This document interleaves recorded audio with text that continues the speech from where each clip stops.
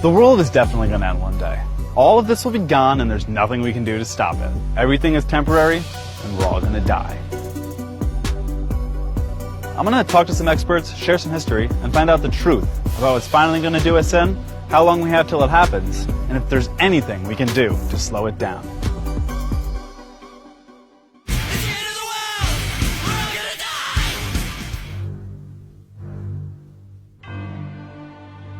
You are going to lose London, parts of New York, Boston, parts of Washington. The mass movement of people, dwindling natural resources. One of the things I don't think we fully understand is how life is all interwoven and what, when you start pulling those threads out, it might do. Maybe as I was worrying about nuclear war and robots, the real answer to the end of the world was right in front of me. People burning shit they shouldn't be burning. Since 1880, the world has seen a 1.4 degree rise in temperature, with 2/3 of that coming since 1975. But you don't need me to explain climate change to you. You've heard all this before. Let's look at the scary details, though, like the unexpected consequences of climate change. It could be disease, not flooding, that kills us all. And what's the deal with climate change deniers? What could their motivation possibly be? We'll also look at the ways that climate change is already affecting the world and hurting people. But just how bad is it? I've heard whispers about a mysterious man who had all the answers. He'd predicted this years before anyone else, but no one believed him. He was cast away to the fringes of society. So from your research, what does a worst-case scenario world completely beset by climate change look like? Well, the scientists are, of course, continuing to wrestle with the details, but there are some who are concerned that the vast stores of methane and carbon dioxide in the frozen Arctic soils of the world could be released over a time period that would actually significantly worsen the climate crisis. In other words, there's already naturally occurring greenhouse gases frozen in some super cold dirt. But as the Earth gets warmer from human-caused greenhouse gases, those natural gases could defrost and be released into the atmosphere. What are some of the unexpected scenarios that someone might not know is a consequence of climate change and rising temperatures? The radical change in the relationship between human beings and microbes. We saw the Zika virus mutate and create catastrophic birth defects in parts of the Americas last year. One of many tropical diseases spread largely by air travel and the transportation revolution, but the changing climate conditions change the areas in which these viral diseases and bacterial diseases take root and become endemic. The relationship between humans and these microbes has always been mediated by climate, and as the climate changes, that's an area that people are keeping a close eye on. Because we understand how to live on the Earth at this temperature. We don't know how to live on the Earth at a higher temperature. Well, not in the civilization we've constructed. And all of the food crops that we rely upon were patiently selected over many, many generations by Neolithic women during the Stone Ages. And the plants that they selected, that we still eat, are optimized for the climate conditions that we're now in the process of changing. We need more fresh water as temperatures increase. Humans, animals, plants, a lot of our systems, like energy systems, all need water, particularly agriculture. And we are depleting the underground water aquifers in quite a few regions of the world much faster than they can be replenished. So that's what they mean by water everywhere and none of it to drink. And that was coming from the Vice President Al Gore. He was the Vice President, so you know he's got some clout. But I'm going to talk to some other really trustworthy people too, like the military. This is retired Rear Admiral David Titley. He was in charge of the Navy's climate operations for years. 30 feet of sea level rise probably displaces roughly 500 million people, 500 million people. And some people say, well, geez, you know, we're going to have a long time, and we are taking an already pressurized world with lots of issues, and we are now adding one that was in fact caused by man, the rapidly changing climate. If you look at the UN big report, they call it the Intergovernmental Panel on Climate Change. It's a mouthful, but it's a big UN report that's kind of a consensus report of everybody. They actually don't have that alarming talk about sea level rise. They talk about it's a few feet, maybe 2, 3, possibly 3 feet, but more like 2 feet in their last report. More and more of the science is saying that's a pretty significant underestimation. Okay. There are a lot of things that we can still do, but there's a saying in the Navy that the naval aviators have, and they say 2 things are of no use to you as a pilot: altitude above you and runway behind you. And I would argue we're putting a bunch of runway behind us on this. There really is no planet B. But if you don't trust the military, what about the clergy?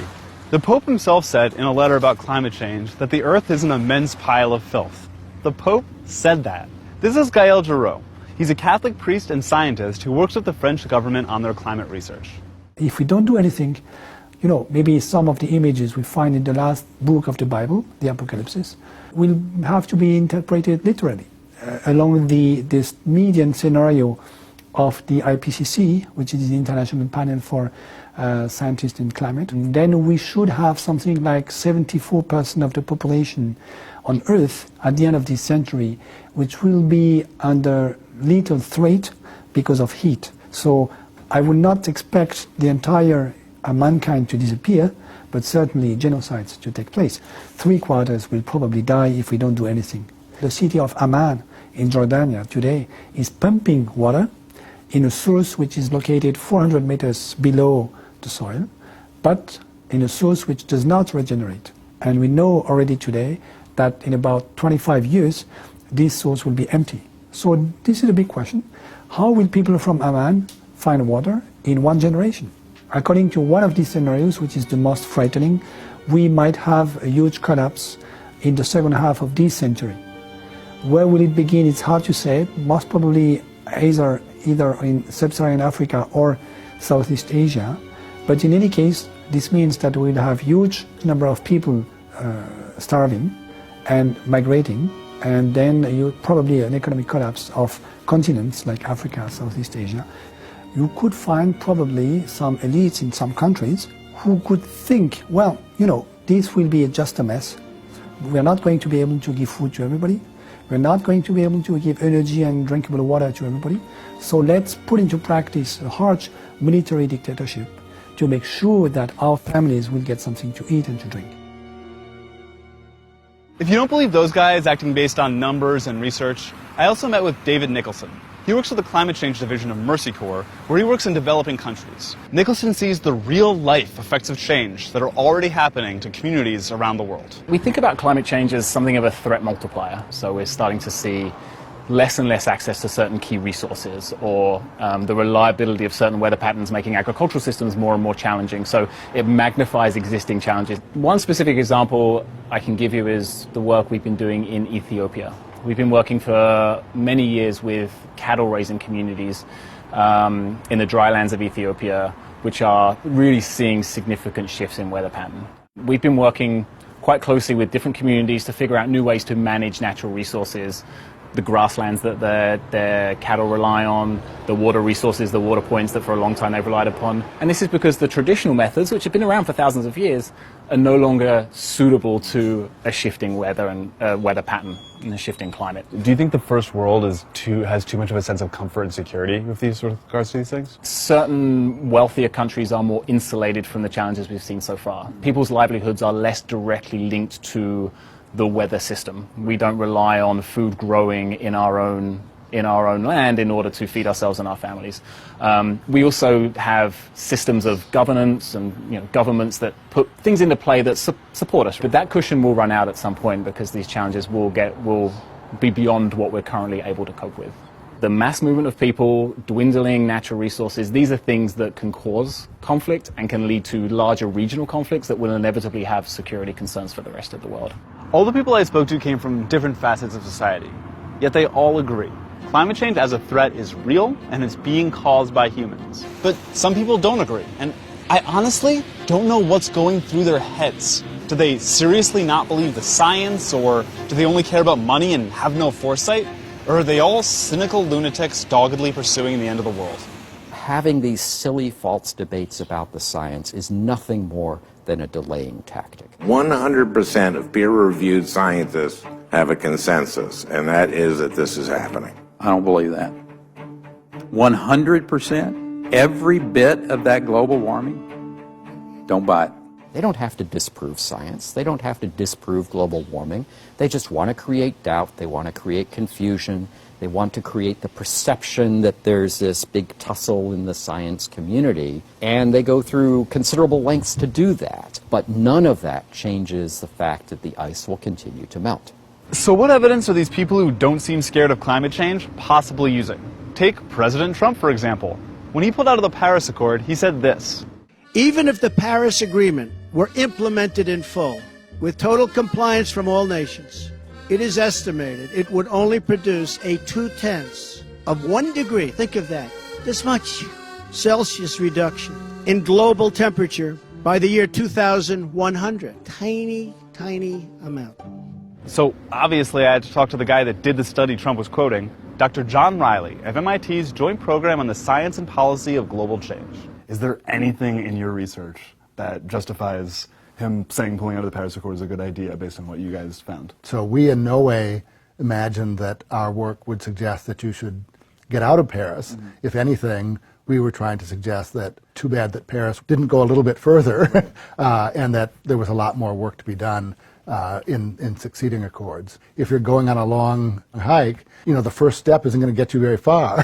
But if you say, oh, well, never mind, you'll never get there. President Trump's thing with the Paris Accord, that's not the first time this has happened to your team. In 2008, something similar happened with members of Congress? Yes, we were looking at the Waxman-Markey bill at that point, and we were trying to say, look how much revenue could be generated by selling the allowances rather than giving them away, and that could then result in, you know, $2,500 being sent to every family of four. So the Republicans took that $2,500 and said that was the cost of the policy to every family, which was exactly kind of a complete misinterpretation of the story. Yeah. So, you know, very disturbing. So how big of a deal is it to pull out of the Paris Accord? Let's go talk to Laurence Toubiana. She was France's ambassador to COP21, so she basically wrote the damn thing. So it's not a good news. First, because United States is the biggest economy at what level, and of course he has been a driving force among other big players to really finally negotiate this agreement. Yes, Donald Trump has decided to withdraw from Paris Agreement, but the American society no. What do you see these days? States like New York State or California or many others are saying we are still in. You have more than 1,200 companies who said, we don't want that. We want to continue to go in the right direction. Even if the world's moving in the right direction, it still really feels like we've passed a point of no return. So I went back to Vice President Al Gore to ask him if we should just give up. What do you have to say to someone that watches the news, hears this research, and just says, you know, we're fucked. I'm going to go to my bunker and hide? Yeah, is this where we get to the hope? Yeah, I hope so. Okay, yeah. Well, the solutions to the climate crisis are being developed much faster than people expected. Electricity, for example, from solar and wind is now cheaper in many regions than electricity from burning fossil fuels. Sustainable agriculture, sustainable forestry, battery technologies, electric vehicles, retrofit of buildings. All of these are job creators. All of these are developing quickly. We do need the policies that will push these solutions forward. Even though they're cheaper, the old carbon polluting companies are still trying to hold back the change. So I hope your audience will decide to become politically active. Join the Indivisible movement, for example. Join the Climate Reality Project. Let the policymakers and politicians know that you really care about this. If there are massive numbers of people who feel passionately about it, everything will change for the better. One of the experts I spoke with accidentally gave me an interesting solution to the problem. It may be that whole chunks of the earth become largely uninhabitable and impoverished, and in that sense, greenhouse gas emissions may be self-limiting. If there's few people and we're all poor, we won't be driving Hummers around. That's not the type of policy we recommend to solve climate change. But it's too late. You already said it. So if a human-free Earth is key, what could destroy all humans but leave the Earth intact? Major disease could do it. Grab your hand sanitizer, because next time we dive headfirst into global epidemic.